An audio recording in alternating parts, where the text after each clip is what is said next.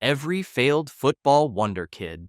Isco Alarcón, the silky Spaniard with a wand for a left foot. After winning the Golden Boy Award in 2012, Real Madrid signed him from Malaga for 30 million euros in 2013. At 21, he danced past opponents with stepovers, making defenders look like they're chasing shadows, even racking up 5 Champions League titles. But something was off. Zinedine Zidane's tactics didn't vibe with Isco's free spirit, so he got benched and started beefing with his coaches. By 2022, he was sent to Sevilla, then Betis, but the magic's sporadic injuries, weight rumors, and a dip in hunger turned him from Spain's next Iniesta to a what could have been story. At 33, he's still got tricks, but the spotlight's gone. Bojan Krkić, the next Messi, number 1.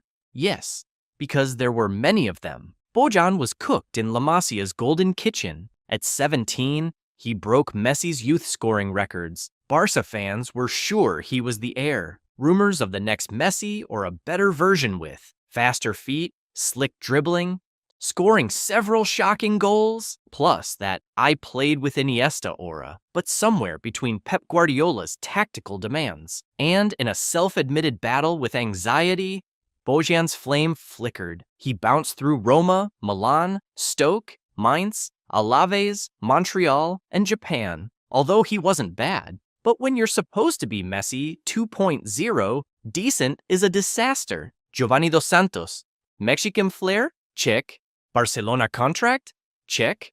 Career that vanished like tequila shots at a wedding? Also, check. Gio dos Santos had that samba-style swagger, and as young as he was, he still scored a banger for Spurs in a cup final, shining so bright at international tournaments. It looked like he would conquer the entire Europe and end his career as a football legend. But he only conquered LA nightlife. Clubs cared more about his off-pitch habits than his on-pitch performances. In the end, he played in more cities than he scored goals. A case of what if, wrapped in talent and tequila fumes. All right, I will be posting more videos here, so slam that like button, subscribe, and hit the bell icon. This helps us to rank better in the YouTube algorithm. Ravel Morrison, Sir Alex's saddest sentence. Sir Alex Ferguson once said, Ravel Morrison might be the best kid we've ever signed. Wait, let that sink in. This is the man who signed Giggs, Scholes, Becca,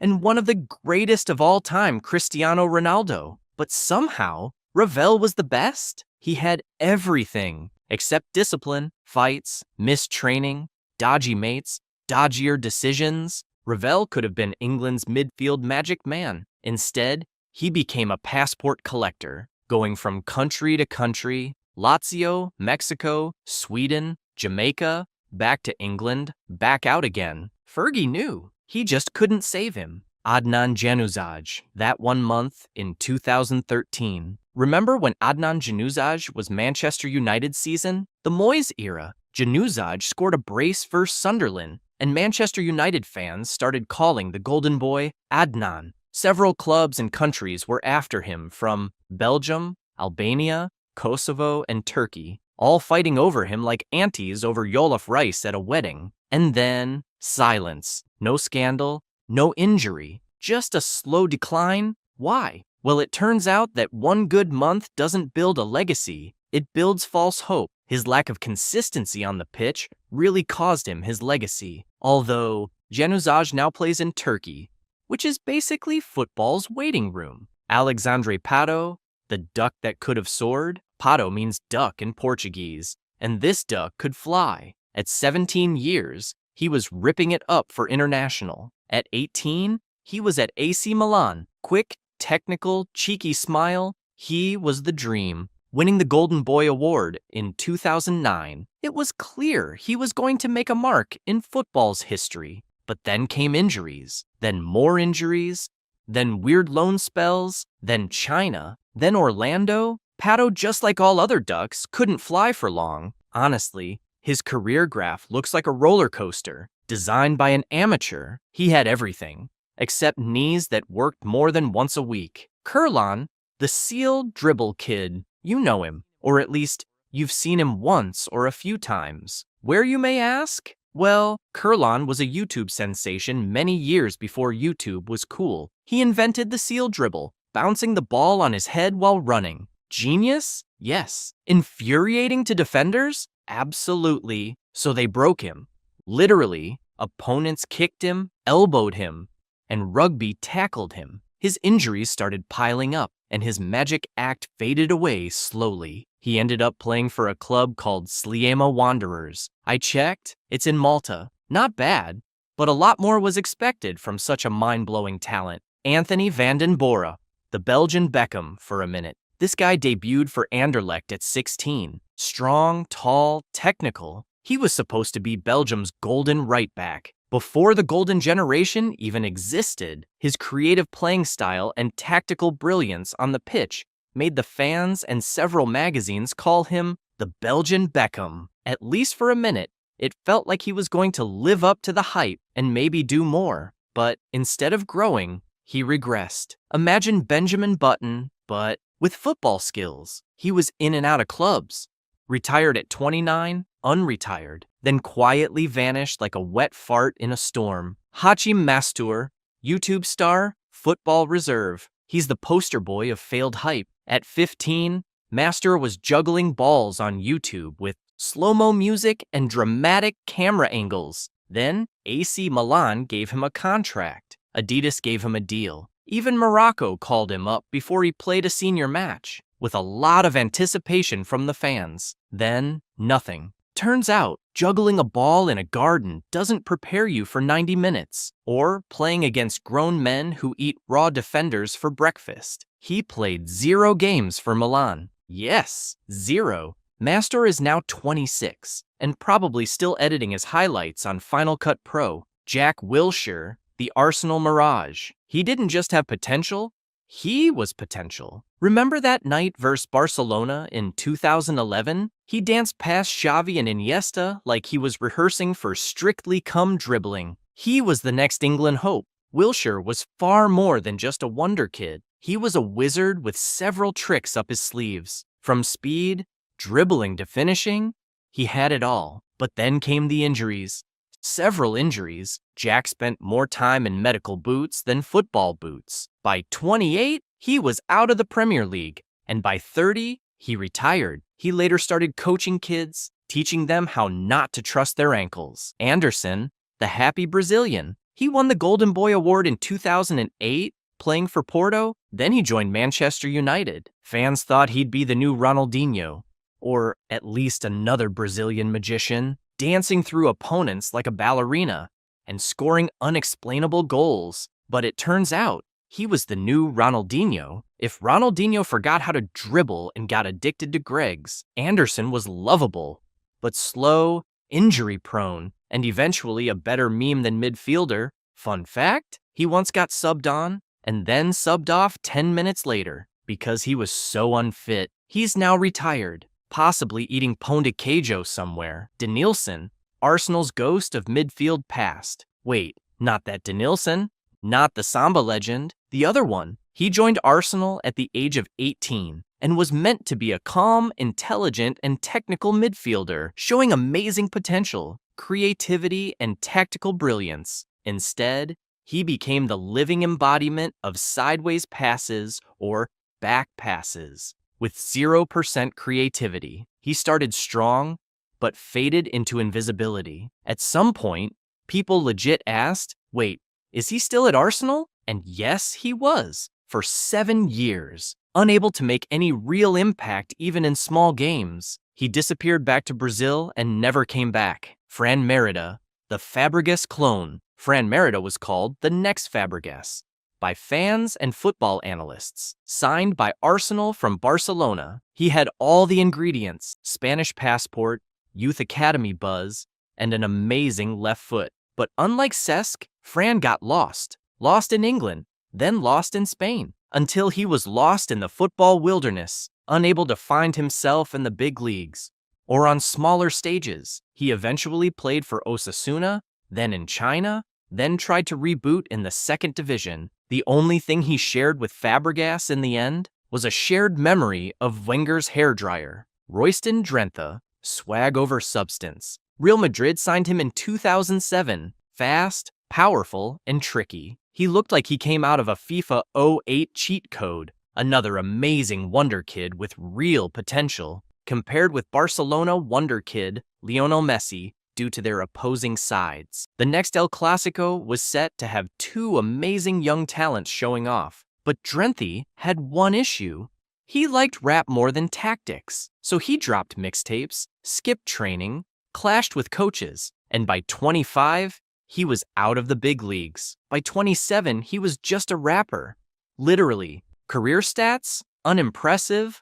Lyrics, also unimpressive. But swag, infinite. Remember, not every golden boy turns into gold. Matthijs de Ligt, the wall that wobbled, the Ajax golden boy. He won the Golden Boy Award in 2018 and didn't stop there, cause 2019 was definitely his year. He became a captain at 19, a Champions League semi-finalist, and even knocked out Ronaldo's Juve. Everyone thought, this is the next Van Dijk. But Dutcher, Juventus snapped him up for 75 million euros. He had the jawline of a superhero and the composure of a monk. Until Serie A happened, then came several handballs, awkward turns, and penalties. He looked less like a wall and more like a wardrobe on wheels. Not terrible, just underwhelming. He eventually moved to Bayern, then Manchester United as a free agent, where he occasionally plays, occasionally benches, and mostly makes fans say, not bad? Promise, yes. World-class dominance, still buffering. João Felix, the 126 million gamble. At 18, João Felix was the Portuguese dream, winning the Golden Boy Award in 2019. Silky, stylish, and smooth like a Cristiano croissant. Benfica gave him wings. Atletico Madrid gave him a 126 million euro move. And then, Diego Simeone gave him a tactical cage. João Felix looked like a PlayStation player forced to read IKEA instructions. Wrong system, wrong coach, wrong vibe. He floated through seasons at Atleti, then went on a weird tour. Loaned to Chelsea, where he got sent off after 58 minutes in his debut. Then to Barcelona, where he tried. And now, well, he's still João Felix, still young, still talented, but no longer the next Ronaldo. More like Portuguese Jesse Lingard with better branding. Justin Kluivert, hype with heritage. Son of Patrick Kluivert, he had the name, the haircut, the Ajax badge, and the swagger, with a legendary legacy to live up to. A perfect blend of heritage and hype. In 2018, he was nominated for the first Copa Trophy. Then, AS Roma signed him like he was the new Totti. But what they ordered was totally different from what they got. He became the poster boy of decent but meh. He went from Roma to Leipzig, then to Nice, Valencia, and Bournemouth. That's not a career path. That's an airport layover schedule. He still plays, still runs, still has the DNA, but Starboy status? Long gone. Moise Kean, the Juventus comeback that never came. 2019 Golden Boy nominee. Italian powerhouse forward, exploded at Juve, went to Everton, but it didn't work out well for him. Went to PSG, kinda worked. Then back to Juve. Why though? Well, the reason for this was because, although he is still young, but every time he's on the pitch, you feel like you're waiting for something that never really happens. A spark of brilliance here, and maybe another spark later, but it was never consistent. Moise Kean is what happens when you keep hitting snooze on potential. Now, he only has moments and highlights, with decent flashbacks of his 2019 momentum. Callum Hudson-Odoi, the Bayern tease, another 2019 Copa finalist. This wonder kid was definitely gonna be a big game changer. Bayern Munich wanted him badly. Chelsea said no. Fans were excited, filled with anticipation. England had hope. Another possible English football legend in the making. Callum Hudson-Odoi had creative runs, crazy dribbles, and crowned it all up with several amazing goals. Then came injuries, followed by more injuries. And then Tuchel said, nah, bench. But Forrest said, sure, we'll take him. Going from the next Hazard to a guy fighting for minutes at Nottingham Forest. It's giving tragic ending vibes. Takefusa Kubo, the Japanese Messi that wasn't. Real Madrid signed him young. His unique style of play, precise dribbles, and crazy finishing made fans start calling him the Japanese Messi, but not quite true, so he was sent out on loan to play for Mallorca, then for Villarreal, and back to Real Madrid, with the cycle of loan. Rinse, then repeat. Although he's at Real Sociedad now, playing well and scoring incredible goals. But let's be honest, if you get called the Messi of anything or anywhere and ended up on La Liga highlights at 1:30 a.m., something flopped. Anthony Martial, the French prince who lost his crown. In 2015, 19 years old Anthony Martial stepped on the pitch and scored a screamer against Liverpool. What a beautiful start to his professional career, with United fans are chanting, "He's the new Henry." He won the Golden Boy Award that year by a landslide due to his cool, effortless vibe, gliding past defenders like they were cones in a training drill. But fast forward a decade, and Martial's story feels like a Netflix series canceled mid-season. Injuries piled up like unpaid bills. 1 minute he's unplayable, the next he's invisible. In general, he is seen as not bad. But when you're tipped as France's next big thing, not bad stings. Renato Sanches, the golden boy who faded to bronze. Rewind to 2016. Renato Sanches, an 18-year-old beast, is tearing it up for Benfica, winning the Golden Boy Award that year. He even got a Euro 2016 winner's medal before he was old enough to rent a car. Bayern Munich splashed 35 million euros, and he's dubbed the next Vieira. But then, the wheels fall off. A loan to Swansea turned into a comedy of errors with terrible passes and finishing. He bounced to Lille, then PSG, where he was more of a bench warmer than a ball winner. Now at 28, he's grinding at Roma. But the Golden Boy Award from 2016 feels like a distant fever dream. Mario Balotelli, Super Mario's glitchy game. Mario Balotelli, the name alone sparks chaos. At 20, he's got Inter Milan, Manchester City, and the world at his feet, winning the Golden Boy Award in 2010 with his rocket shot, swagger for days, and a knack for headlines. He won the Premier League with City in 2012, that iconic "Why Always Me" shirt flashing. But Mario's career is like a video game without a save button, having several bad decisions, red cards, and clashes with every coach from Mancini to Mourinho. Everywhere he goes, he's a highlight reel with no plot. At 35, he's now back in Italy playing for Genoa.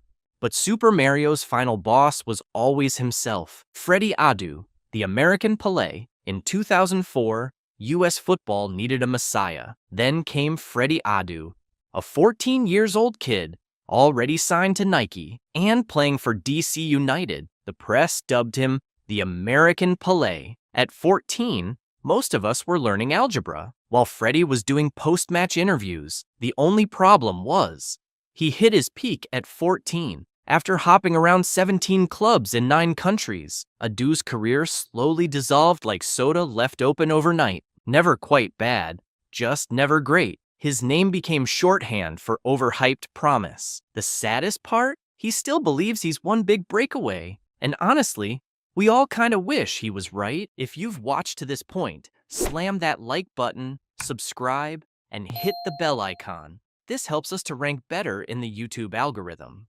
Every football player banned for weird reasons. Eric Cantona, the Kung Fu King. If you're gonna get banned, do it with French flair. It's 1995. Manchester United are playing Crystal Palace. Cantona, the king of collar-up swagger, gets sent off. That should have been the end of it. But as he's walking off, a Palace fan yells something really unpleasant about his mum, or his baguette, or whatever makes a Frenchman snap. And snap he does. Cantona flies into the stands, unleashing a full Bruce Lee-style kung fu kick straight to the fan's chest. Like hi-ya level. FA's response? 8-month ban. Stripped of the French captaincy. Massive fine. Cantona's response? At the press conference, he says, when the seagulls follow the trawler, it is because they think sardines will be thrown into the sea, and then walks off. Legend. Absolute chaos, but also banned. Diego Maradona, the cocaine era.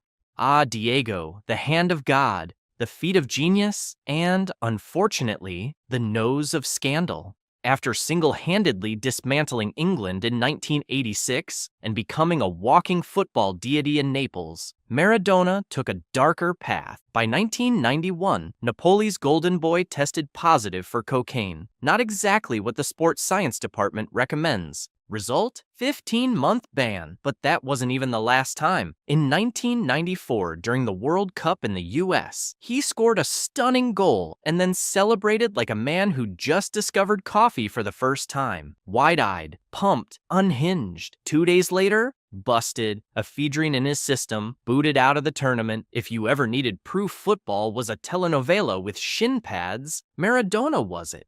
Joey Barton, red cards, and a banned degree. Now, if bans were a degree, Joey Barton would have a PhD with honors. This guy was a ticking time bomb in midfield, a blend of Shakespearean rage and Sunday league violence. He once stubbed a cigar into a teammate's eye at a Christmas party. He got into a training ground fight with Ousmane Dabo at Man City and left him looking like he went 12 rounds with Tyson. And then, in 2012, during QPR's survival match against Man City, he went full cartoon villain, elbows Carlos Tevez, knees Sergio Aguero, tries to headbutt Vincent Kompany, all while being dragged off the pitch. FA had enough, 12-match ban. But wait, in 2017, Barton was banned for 18 months for betting.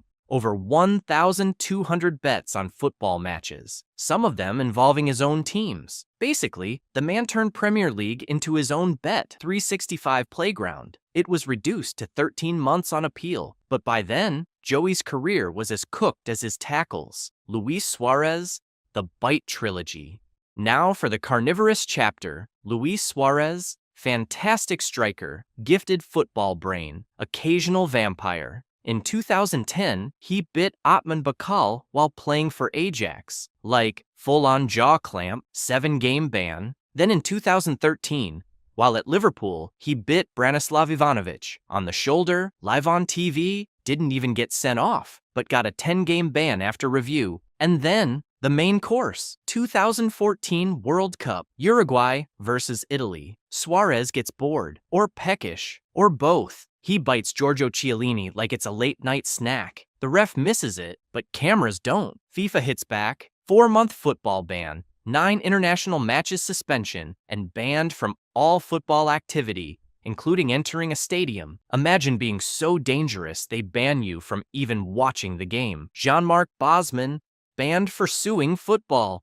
Okay, plot twist. Jean-Marc Bosman wasn't banned for a scandal. He was banned for being right. In the 90s, Bosman took his club to court for not allowing him to move freely at the end of his contract. The result? The Bosman ruling? Players could leave for free after contracts expired. Every footballer owes him a thank you. Instead, he was blackballed. Nobody signed him. Practically banned from the game. No drugs, no violence, just legal action. And the system kicked him out harder than any foul. The moral? Sometimes suing football is more dangerous than biting people. Adrien Mutu, cocaine and compensation. Mutu was Chelsea's golden signing in 2003. Romanian wonder kid with flair, pace, and plenty of powder apparently. Just 1 season in, Mutu tested positive for cocaine. Chelsea didn't just terminate his contract, they took him to court. He was ordered to pay 17 million euros in damages. That's still one of the biggest compensation cases in football history. Mutu got a 7-month ban, and his career never fully recovered, even though he did bounce back in Italy later. One bad line, and his career line went downhill fast. René Higuita, the drug lord's goalie, the Colombian scorpion-kicking madman himself. Rene Higuita wasn't just a keeper, he was a one-man action movie. But in 1993, he was arrested and banned from football for being involved in a kidnapping case. Not doing the kidnapping, number just delivering the ransom money, like a glorified FedEx for Pablo Escobar's cartel drama. He spent 7 months in jail, missed the 1994 World Cup, and got banned from football during that time. Some keepers missed tournaments due to injury. Higuita missed it because cartel side quest. Tanya Harding. But make it football? Enoch Balotelli? Okay, not quite Tanya level, but let's talk about Samson Siasia, Nigerian coach and ex-footballer. In 2019, FIFA banned him for life for accepting bribes to manipulate matches. Not for himself, but for his teams. A coach throwing matches like a bad poker player. The ban was later reduced to 5 years, but still, imagine being known more for bribes than goals.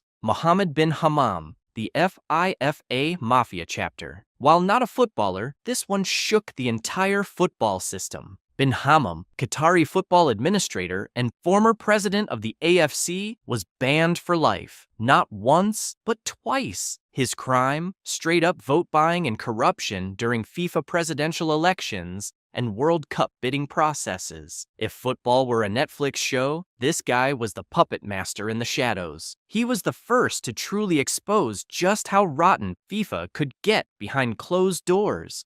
The ones who went too far betting. Daniel Sturridge, banned for 4 months in 2020 for passing inside information about transfers to families so they could bet. Andros Townsend, back in 2013, banned for 4 months too. Same story. Betting violations. And then the most recent biggest fish, Ivan Toney, England striker, goal scorer, and prolific bettor. In 2023, he was banned for 8 months after being found guilty of 232 breaches of betting rules. When asked about it later, he didn't deny it, just sort of shrugged it off. He's now back, scoring again, and probably avoiding sports books like their VAR rooms. Mauro Icardi, banned by the code of the streets. All right, technically not officially banned, but hear me out. Icardi's footballing exile is more mafia soap opera than match ban. He dated, then married Wanda Nara, the ex-wife of his Argentina teammate Maxi Lopez. That's a red card in the dressing room code. The Argentina squad collectively iced him out. He wasn't called up to major tournaments, wasn't part of the Messi-era team bonding, practically erased. No drugs, no violence, just very questionable romance choices. And for that, the football gods said, "You sit this one out, bro." Every unbreakable football records. Lamine Yamal, youngest player to score in El Clásico. It's El Clásico at the Santiago Bernabeu. And 17-year-old Lamine Yamal steps up like he's been there 100 times. Cool as you like, he scores against Real Madrid to become the youngest goal scorer in the history of El Clásico, then hit the Calma celebration in Real Madrid's own backyard. At just 17 years and 106 days. Imagine not being old enough to drive, but calmly finishing against a team stacked with world-class defenders. He didn't just make history, he silenced the biggest stage in club football with braces on his teeth. Ronaldo Nazario, youngest Ballon d'Or winner, 1997. Inter Milan have just signed a Brazilian phenom who runs like a sprinter, dribbles like a video game glitch, and finishes like a cold-blooded killer. At just 21 years old, Ronaldo Nazario becomes the youngest player in history to win the Ballon d'Or. This wasn't some breakout season. It was domination across Europe. He was already a world record transfer, already feared by defenders, and already rewriting what it meant to be a number 9. To break this record, you'd need a generational wonder kid who delivers world-beating numbers while still needing ID to rent a car. Lionel Messi, 91 goals in a calendar year. 91 goals, 1 calendar year. It sounds fake. Like someone accidentally left a kid playing FIFA on beginner mode for 12 straight months. But in 2012, Messi did it. 60 goals for Barcelona, 31 for Argentina. And they weren't tap-ins either. He was scoring free kicks, volleys, dribbles through 5 defenders like he was in his backyard. Some were solo efforts, Some were surgical link-ups with Iniesta and Xavi, and all of them were pure Messi. To beat it, someone would have to average a goal every 4 days for 365 days straight. No injuries, no dry spells, no mercy, unbreakable, never say never, but this record isn't bending anytime soon, unless Messi somehow decides to come back and do it again at 40, which, let's be honest, wouldn't even be surprising. If you like videos like this, then you are in the right place. If you could leave a like and also subscribe to the channel, it will mean a lot. Now, let's get back to the video. Sir Alex Ferguson. Most trophies as a manager. Sir Alex didn't just build a team, he built an empire. 49 trophies across Scotland and England. That's more than some clubs have in their entire history. He won Premier Leagues, FA Cups, a Champions League with kids from the academy. His secret? Hairdryers, tactical genius, and never letting anyone feel too comfortable. To beat this, someone would have to start coaching at 16, win a trophy every season for 40 years, and still have a knighthood-level legacy. Unreal. Cristiano Ronaldo, highest jump to score. Against Sampdoria, Ronaldo defied physics. He rose 2.93 meters off the ground, basically a third-floor window, to head the ball into the net. For a second, it looked like gravity paused. Even NBA scouts were confused. Unless someone crossbreeds Ronaldo with a kangaroo, this one's staying in the clouds. Robert Lewandowski, fastest to score, 5 goals. Bayern versus Wolfsburg. Pep Guardiola doesn't even finish yelling instructions when Lewandowski drops 5 goals in 9 minutes. No penalties, no warm-up, just ruthless, clinical finishing. It was like he had cheat codes turned on. Fastest 5-goal haul in history, and probably forever. Zlatan Ibrahimović, longest bicycle kick goal. Sweden versus England, balls in the air. Zlatan backpedals, leaps, and casually smashes a 30-yard bicycle kick over Joe Hart. It's not just a goal, it's a Marvel origin story. People thought it was CGI. Nope, just Zlatan doing Zlatan things. To beat that, someone would have to bicycle kick from midfield. Please try. We need the content. Cristiano Ronaldo, most international goals. The man simply won't stop. With over 130 international goals, Ronaldo has scored in World Cups, Euros, Nations Leagues, friendlies, you name it. He's the first to hit a century, and the first to keep adding after 35. Records usually fade with time. Ronaldo's just keep growing. Gerardo Bedoya, most red cards. Some players dance, some pass. Bedoya, he collected 46 red cards. That's almost an entire season suspended. Tackles, elbows, headbutts, you name it. The man practically had a subscription to the referee's pocket. This record is so untouchable, even Pepe would blush. Juninho Pernambucano, most free kick goals. Juninho didn't take free kicks. He performed wizardry. With 77 free kick goals, he turned set pieces into open play opportunities. Side spin, knuckleballs, dipping curve. You never knew what was coming. And neither did the keeper. Modern players study him like ancient scripture. He's that guy. Sadio Man, fastest hat trick, 2015. Southampton versus Aston Villa. Sadio Man turns into a footballing tornado and bags a hat trick in under 3 minutes. It was so fast. Commentators were still reacting to the first goal when he scored the third. If you blinked, you missed it. The Guinness Book had to rewatch the footage just to believe it. Pelé, most World Cups won. No one else has 3. Just Pelé. 1958, 1962, 1970. He was a teenager the first time, and a global icon the last. Injuries, politics, team changes. He survived them all and came out with the ultimate football record. Winning 1 World Cup is career-defining. Winning 3? That's eternal. Ansu Fati, youngest player to score in the Champions League. It's 10 p.m. in Milan, and Barcelona throw a teenage Ansu Fati into the deep end against Inter.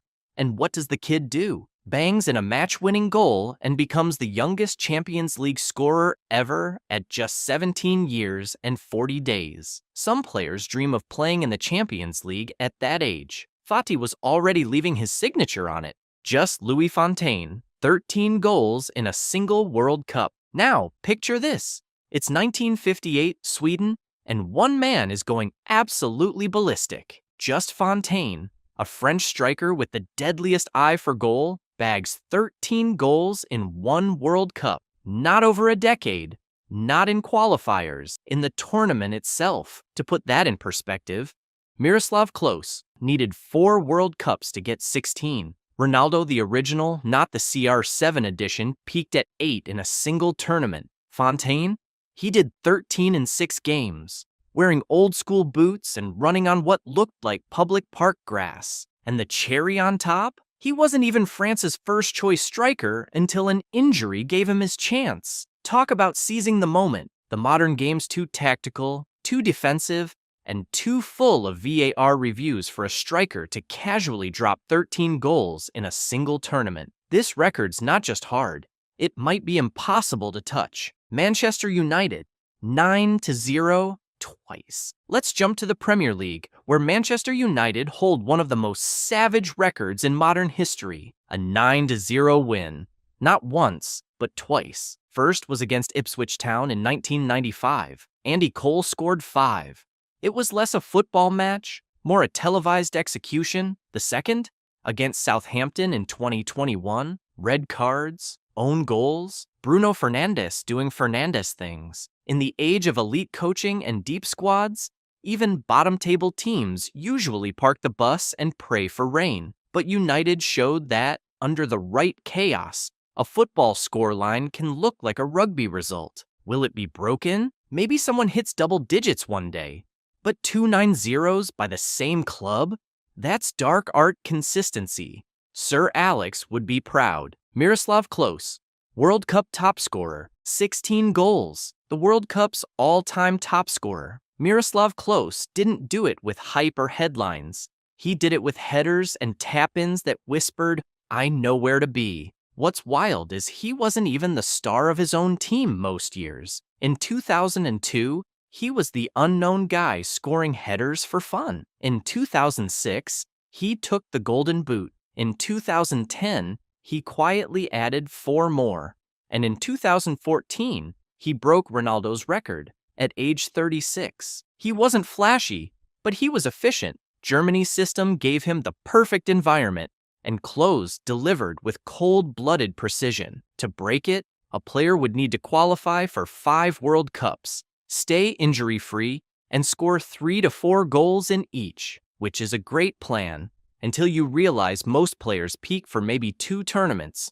Good luck. Peter Shilton, most clean sheets in football history. Before gloves had grip and goalkeepers wore pink boots, there was Peter Shilton, a man who retired with over 1,200 career appearances and over 330 clean sheets. No keeper, not Buffon, not Neuer, not even Oblak, has gotten close to that level of shutout consistency. It's not just the shot stopping, it's the longevity.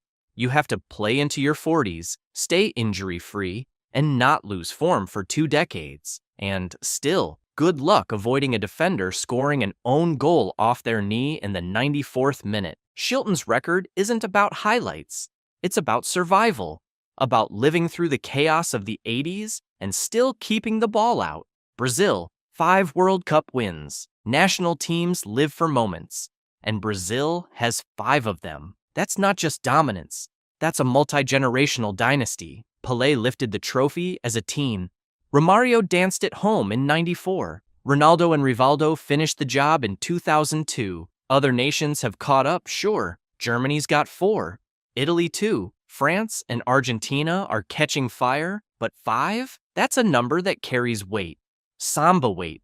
If football had a hall of gods, Brazil owns the front row. Every football era. The Victorian chaos, 1863 to 1900. Football didn't start with Pep Guardiola drawing triangles on a whiteboard. It began with British lads wearing knee-high socks, puffing cigars, and kicking around what looked like a dead pig. Back then, formations were basically everyone run forward and hope for the best. Imagine 1 goalkeeper and 9 strikers. No offside rule, no crossbars, just vibes and violence. The Football Association formed in 1863 to bring order to the game. Spoiler alert, they made it more confusing. It took them literal decades to agree on how corners worked. By the 1880s, professionalism was introduced. The north of England dominated. Clubs like Preston North End were destroying teams because they paid their players actual money, while others were still relying on university students and butchers who played part-time. This was football in its caveman stage.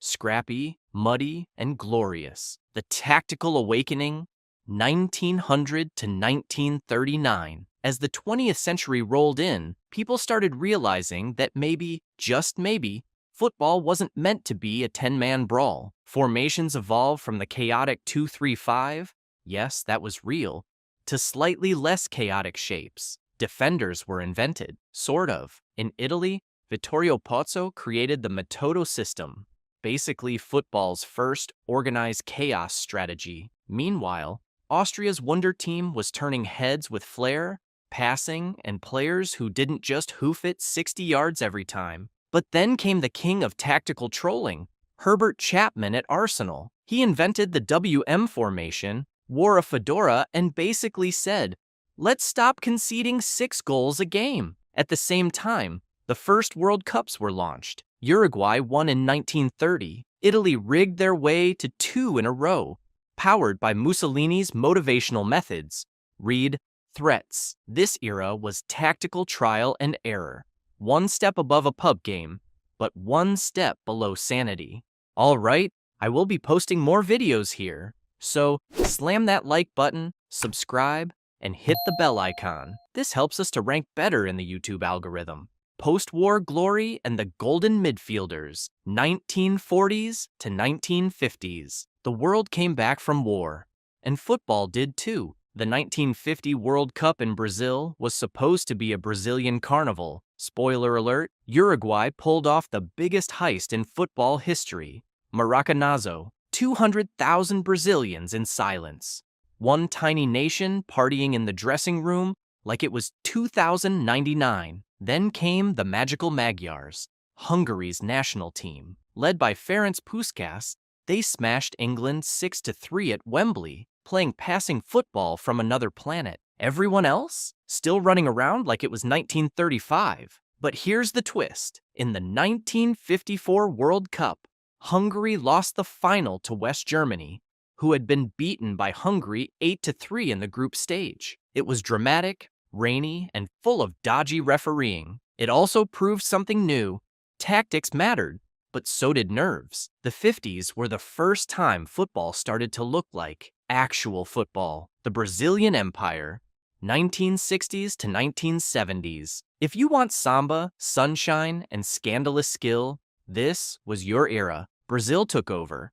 Pelé, the original GOAT, won 3 World Cups, scoring over 1,000 goals and playing like he had a cheat code installed. In 1970, Brazil played the most beautiful football ever seen. That team, with Pelé, Jairzinho, Tostão, Rivellino, and Carlos Alberto, passed their way through every team like it was a training drill. That final goal versus Italy, pure football poetry. But while Brazil were dancing, Europe was scheming. In Italy and beyond, Catenaccio was born, ultra-defensive, boring, and terrifying. We scored, we parked 7 buses and kicked your ankles. Then came the Dutch.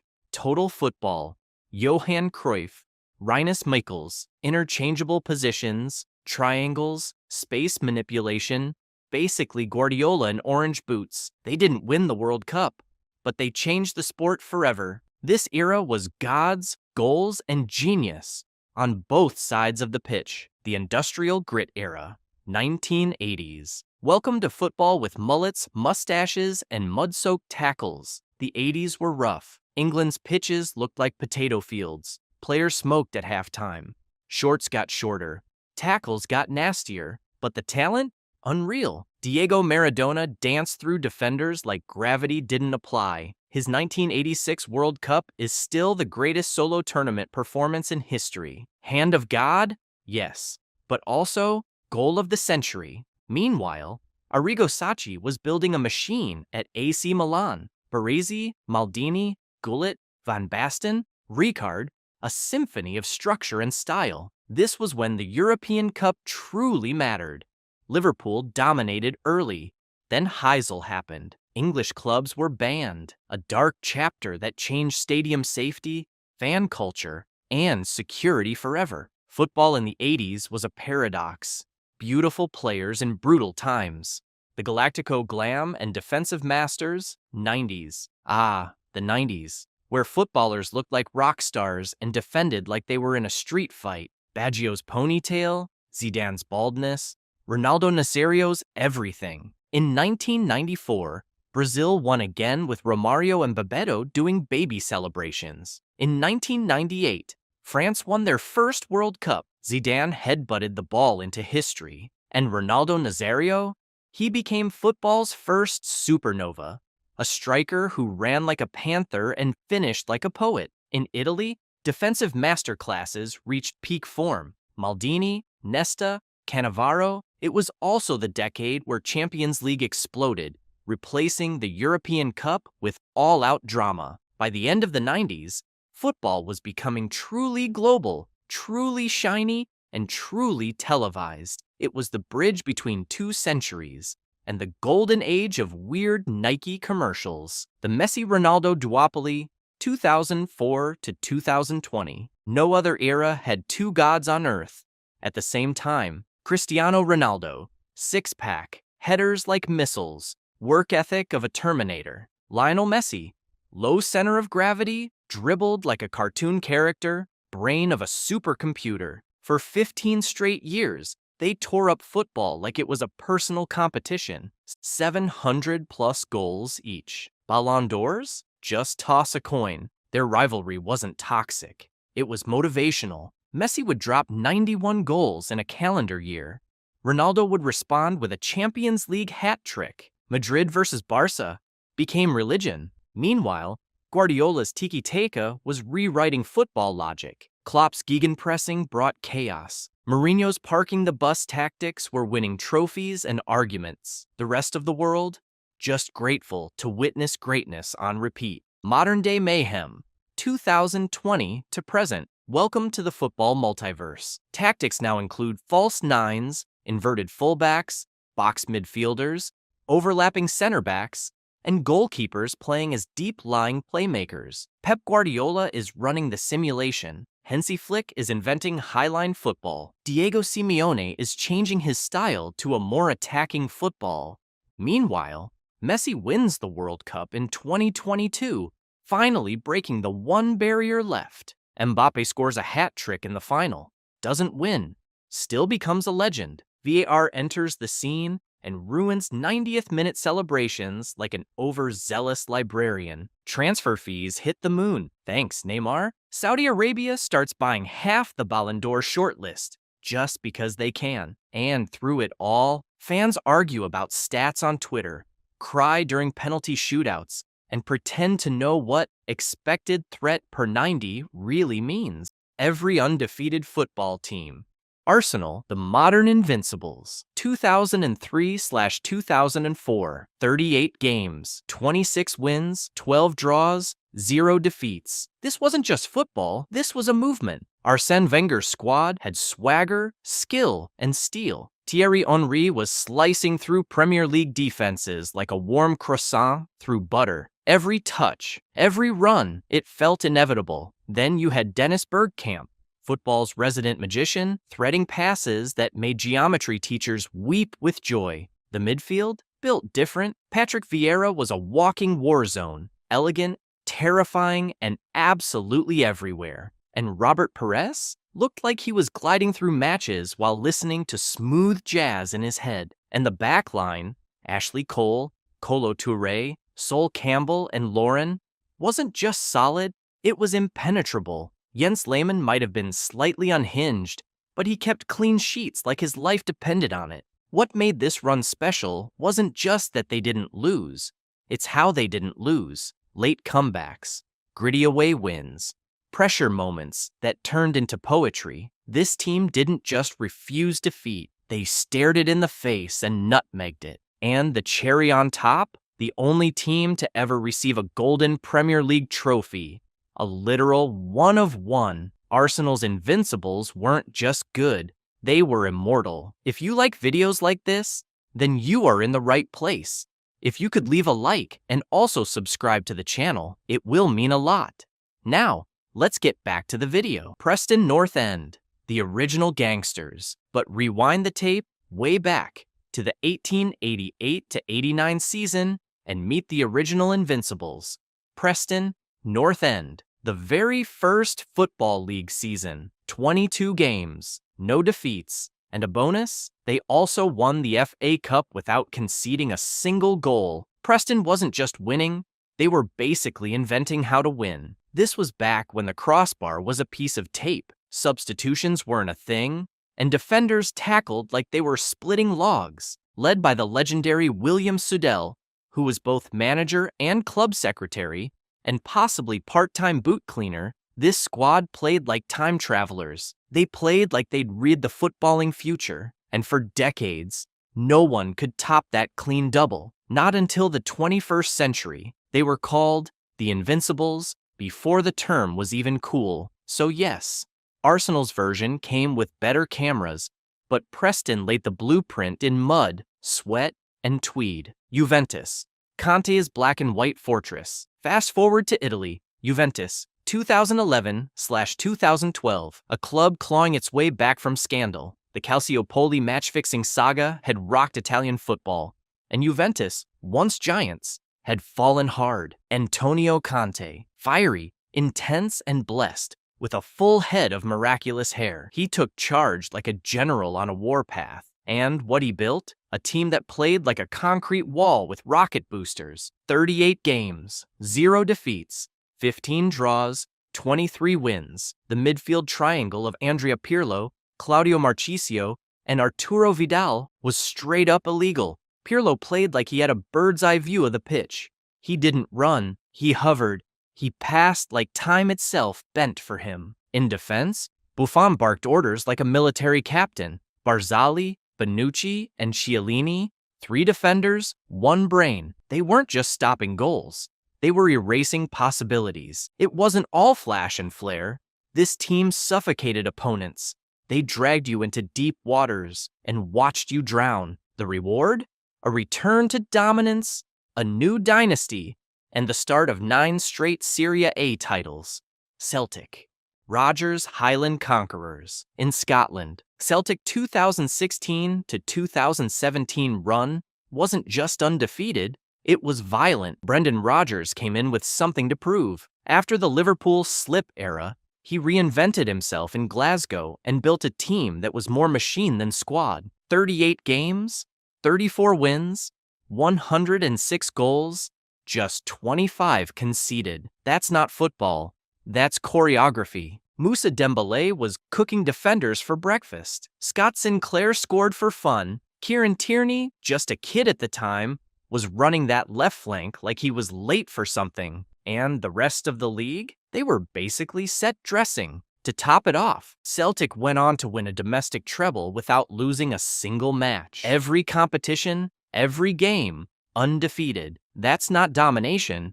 That's an unfair patch update. AC Milan, Italian Engineering, Football Edition. Let's rewind again. AC Milan, 1991/92. A squad engineered like a luxury car. Arrigo Sacchi had already shaken the football world with his pressing revolution, but it was Fabio Capello who turned Milan into an unstoppable juggernaut. 34 games, 0 losses, unbothered, unmoved. The legendary Franco Baresi ran the backline like a mafia boss. Maldini was still young, but already reading the game like he wrote the manual. The attack? Van Basten was gliding past defenders like gravity didn't apply to him. This wasn't football.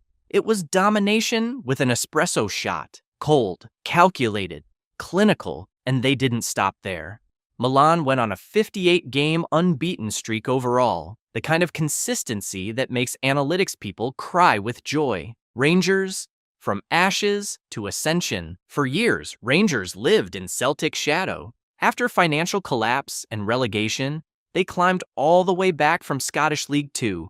And in the 2020 to 2021 season, they arrived with a vengeance. Led by Steven Gerrard, Rangers didn't just win the league, they suffocated it. 38 games, 32 wins, 6 draws, 0 defeats, conceded just 13 goals in an entire season. Alan McGregor in goal looked like he'd made a pact with the devil. James Tavernier was a right back scoring like a striker. The whole team pressed like they hadn't slept in weeks. For Gerrard, it was redemption. For Rangers fans, it was resurrection.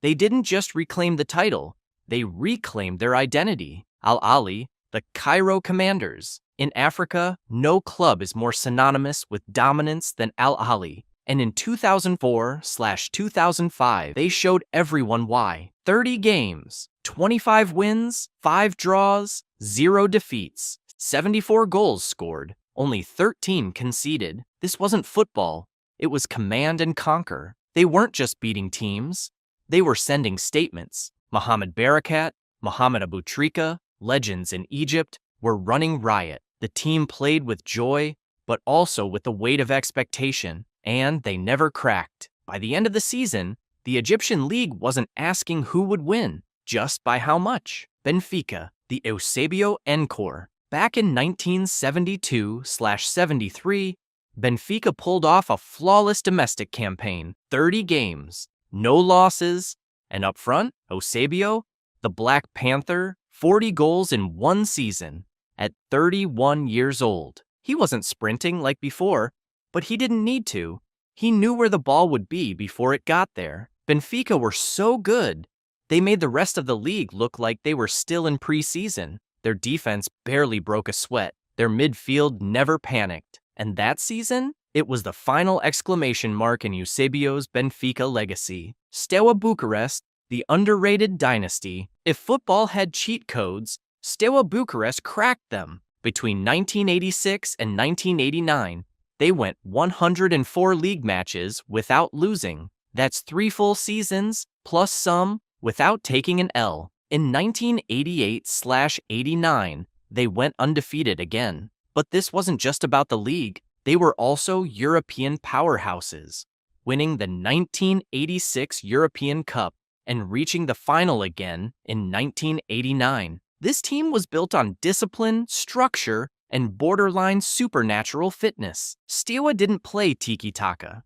They didn't dance. They marched, relentless, efficient, and terrifyingly consistent. Red Star Belgrade, the quiet invincibles. Red Star Belgrade, 2007/2008. They're not the loudest name on this list, but their achievement still deserves its flowers. 33 games. No defeats, not always dominant, but always in control. They weren't breaking records, but they were avoiding mistakes. And in a chaotic league, sometimes that's harder. While the spotlight was on bigger clubs in Europe, Red Star were quietly going about their business, refusing to lose. Sometimes being undefeated isn't about explosions, it's about resilience. The kind that doesn't make headlines, but fills trophy cabinets. Bayer Leverkusen, Xabi's masterpiece. Just when we thought modern football was too chaotic for invincibility, Bayer Leverkusen said, "Watch this." In 2023/24, they didn't just go unbeaten in the Bundesliga, they went unbeaten in every competition. Until they couldn't look, man. 51 matches, no defeats, then one heartbreaking Europa League final loss to Atalanta. But let's talk about the Bundesliga, where they did finish invincible. 34 matches, 28 wins, 6 draws, unbeaten, unshaken, unbelievable. Under Xabi Alonso, Leverkusen went from nearly men to untouchables. He took a squad with promise and turned them into a well-oiled, high-pressing, tiki-taka meets warfare unit. Granit Xhaka was reborn. Florian Wirtz played like a mix of Ozil and Iniesta after a triple espresso. And Jeremy Frimpong? He was everywhere, defending, attacking, possibly delivering Uber Eats during halftime. Their game was intelligent, fast, and clinical. No ego, no weakness. Bayern Munich, who'd hoarded the title for over a decade, were dethroned, in style, with time to spare. And the best part? Leverkusen, long mocked as Neverkusen for their near misses and bottle jobs, finally got their fairy tale. They didn't just break the curse, they shattered it, then danced on the shards with a trophy in each hand. If you've watched to this stage, why not leave us a like and maybe subscribe too if you want your team to do the invincible?